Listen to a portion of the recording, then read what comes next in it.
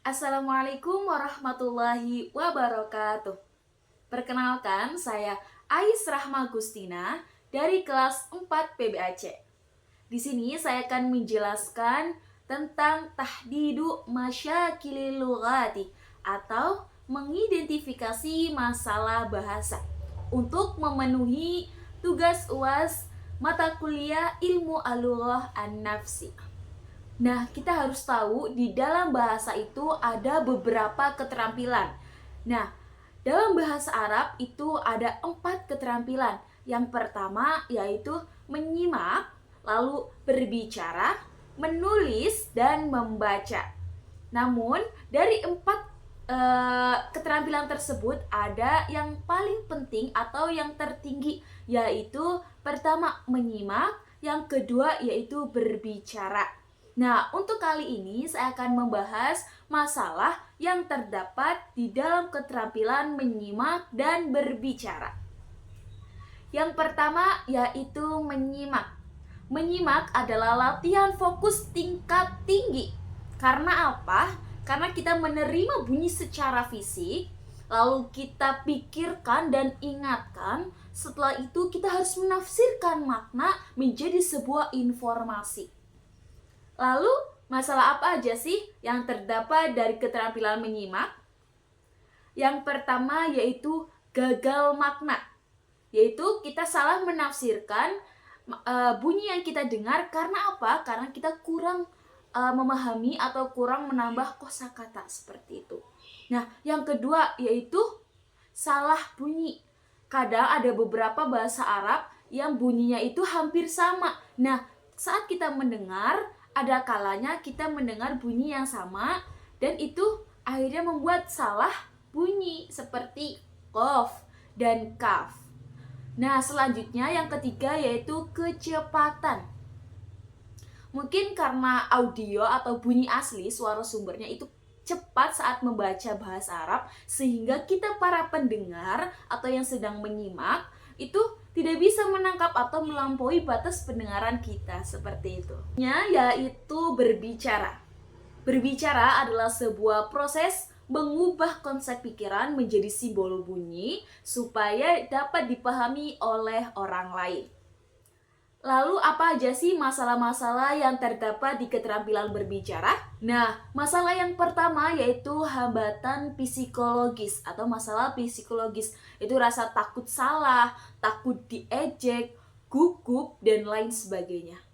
Nah, karena banyak dari kita yang sudah memiliki banyak sekali kosakata yang dikuasai, namun saat kita berbicara, kita merasa gugup dan takut salah. Padahal kunci kita menguasai bahasa atau berbicara yaitu tidak takut salah, tidak takut diejek, dan jangan gugup. Nah, yang kedua yaitu interferensi bahasa ibu. Kadang kita sudah menguasai bahasa dan kita sudah mau untuk berbicara apalagi di depan orang lain, tapi karena satu masalah ini yaitu logat kita atau lahjah kita masih terbawa ke bahasa ibu. Misalnya seperti orang Jawa atau orang Sunda. Saat mereka mengucapkan bahasa Arab, pasti ada bahasa-bahasa tambahan atau lahjah-lahjah logat-logat dari bahasa ibu mereka yang terbawa saat mengucapkan bahasa Arab. Seperti itu. Nah, selanjutnya yang terakhir yaitu faktor penyebab bahasa. Nah, ada faktor internal yaitu dari kecemasan dan rendahnya motivasi.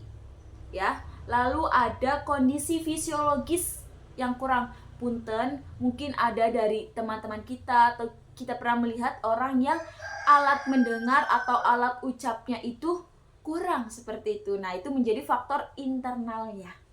Lalu ada faktor linguistik, yaitu kerumitan kaidah bahasa Arab. Nah, kerumitan kaidah bahasa Arab maksudnya gimana? Karena kan bahasa Arab bahasa Arab kan bukan bahasa kita ya. Lalu kita mempelajari bahasa Arab, pasti kaidah-kaidah yang dalam bahasa Arab, sistematik dalam bahasa Arab pasti rumit untuk kita pelajari seperti itu.